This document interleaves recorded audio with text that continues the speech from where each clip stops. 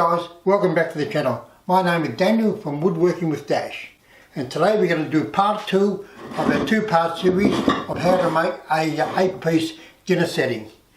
In the first part we made all the cutting boards and the placemats, and in the second part today we're going to make all the little bits and pieces. The salt and pepper shaker holders, the butter dish, the wine glass holder, the vase holder. Wow, look at that.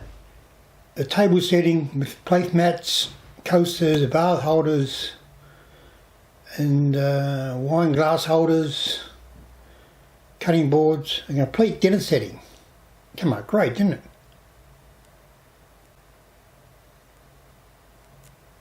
Hey guys, if you're liking these videos, please subscribe and ring the bell. I'm only a new channel looking for subscribers. I think I'm giving value for your time, so please subscribe. We'll start gluing up some of the patterns and we'll take it from there. Here I am just cutting down the heaver on the band resaw. I get 2 bits out of one piece. That band resaw works really well. And the guide there keeps it hard against the fence.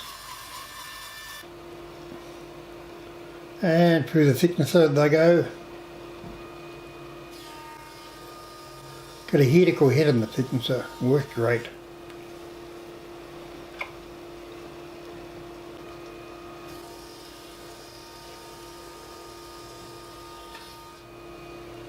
Okay guys, I've got the pattern made for the salt and pepper shakers and the butter dish. They had to be a wider pattern, about 70mm wide. So again, I've done that in a double so they can fit through the planer and the sander.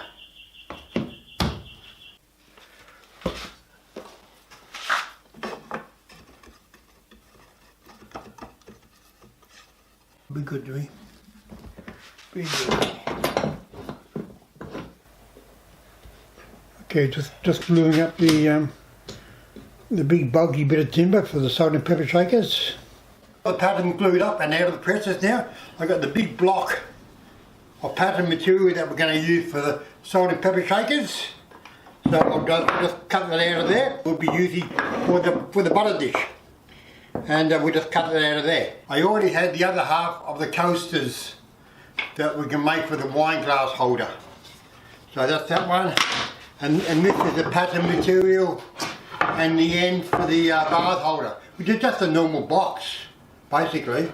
So we just make a normal box out of that for the vase holder. Again, get your vases first so you know exactly how big to make your boxes.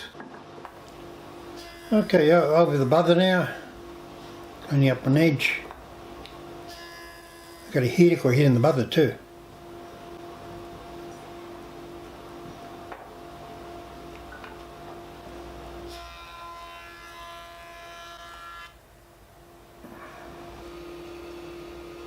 And through the thickness they go again. Damn, one needs a little bit of weight, don't I? Yeah. One day.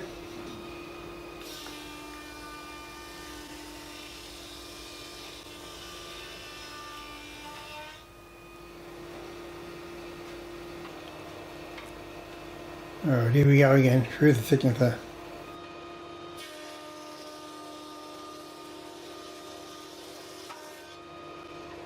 Guys, time for another field trip. Let's go to Bunnings to check out all the different timbers that they have for box making. And they've got a lot. Let's go and have a look.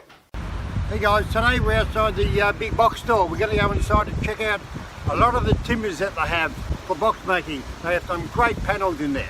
Made Tas oak, great panels. Very nice. And of course the Ockham. It's cheaper than pine, that, $20. Man, that's cheap.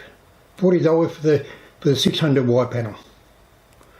And they got $35 for the 33mm wide panel. Damn, that's cheap. Great timber, great timber. And then we go across to the 25mm slabs. That's red oak and beech.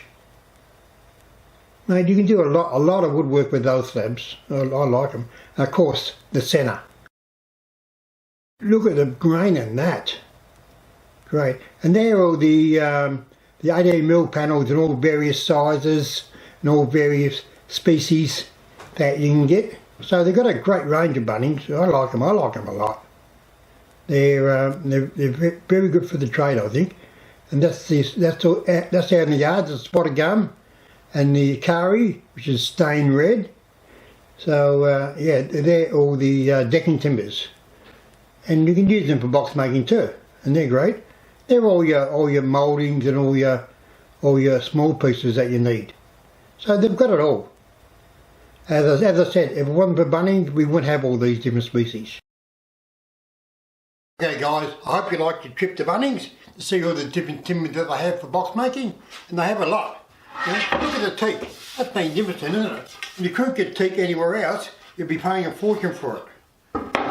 Also, the Ockham, what a great timber that is, and it's even cheaper than pine. Damn, I like Bunnings a lot. Anyway, let's get back to the dinner setting that we're making. Yay!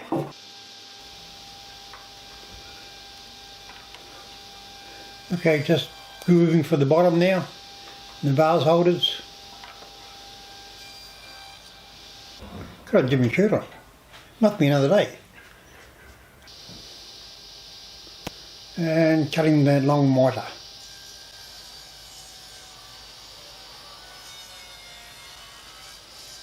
It's so much easier with the table saw.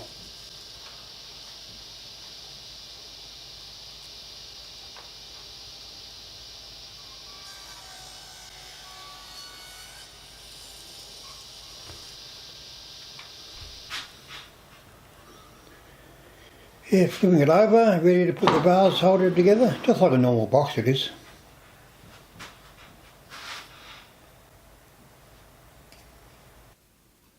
Okay guys, we're getting there now. Going to glue the vase holder up. It's going well. It's going well. Another cold rainy day in Melbourne today. Damn, another one. Which winter would end. One day it will.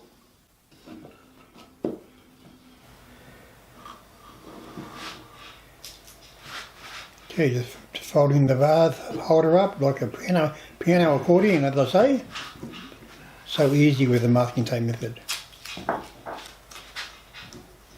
Okay guys, time to put on the box clamps. Get them organised.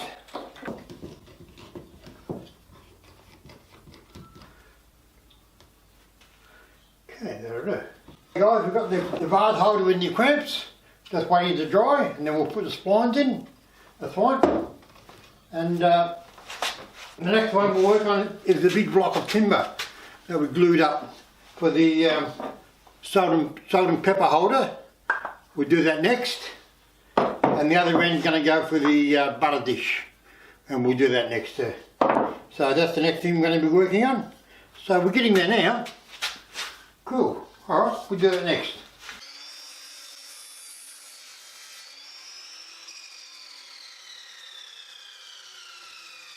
Just cutting the angle on the salt and pepper holder.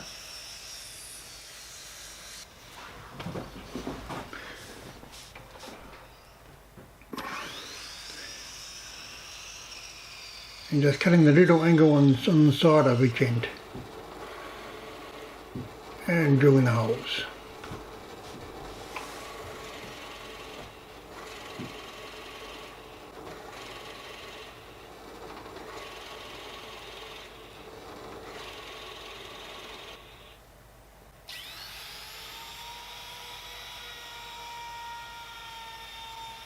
Putting 45 chamfer on around the inside there, just to relieve the sharp edge.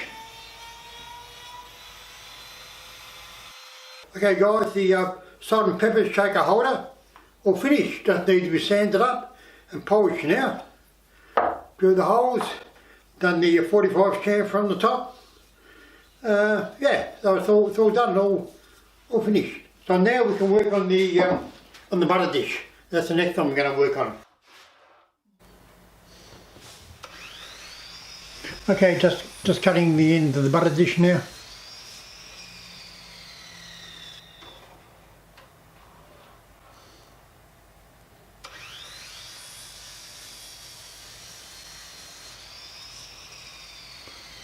Okay.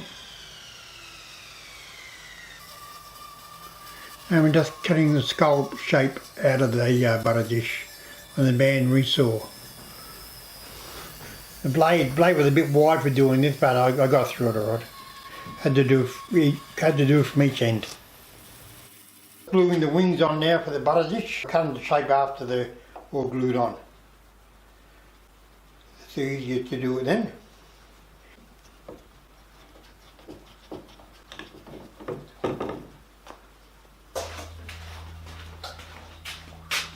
Guys, the butter dish is now in the cramps. I've sculpted it all out, and I've now glued the wings on.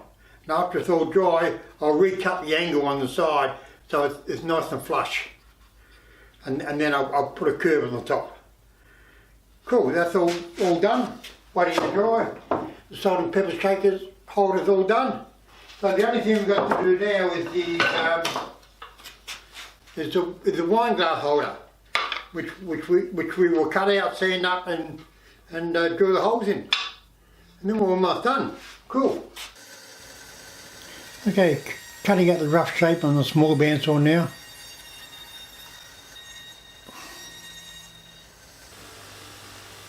And sanding it up. That vertical sander works great. I love it. I use that a lot.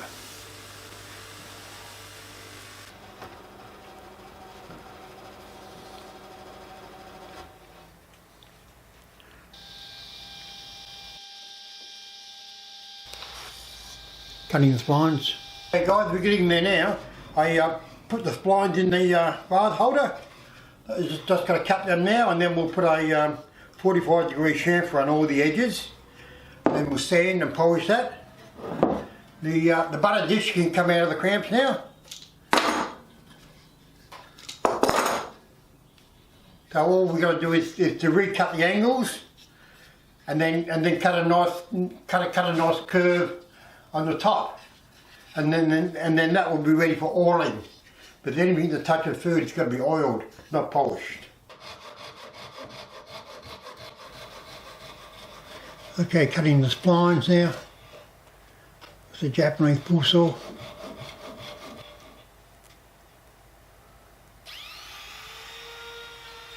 And using a small router to put the 45 on all the edges.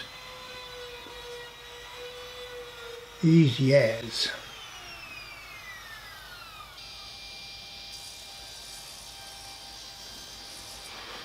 And recutting the ends so they're nice and flush.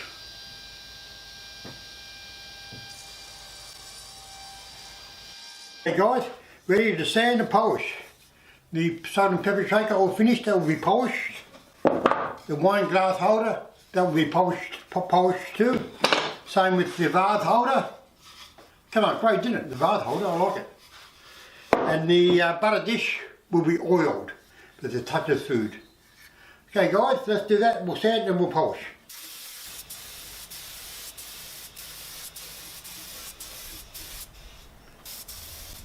The lacquer makes it come up really nice, guys, doesn't it? It's commercial lacquer, it's furniture lacquer. And now I am oiling the butter dish. There it is, all finished. Wow, look at that. Okay guys, we're all finished. The vase holder's finished. Come on, great. And there's a wine glass holder. The butter dish has been oiled. And the salt and pepper shaker. Come on, great. Well, a two-part series of how to make a table setting is over. I hope you enjoyed it. As I said, you can get all the timbers from Bunnings. And they come out great. Have a go. Anyway guys, that's it for this video. Please subscribe and ring the bell. You know what to do. And I'll see you in the next video where we'll be back making maybe a box. I don't know. Maybe.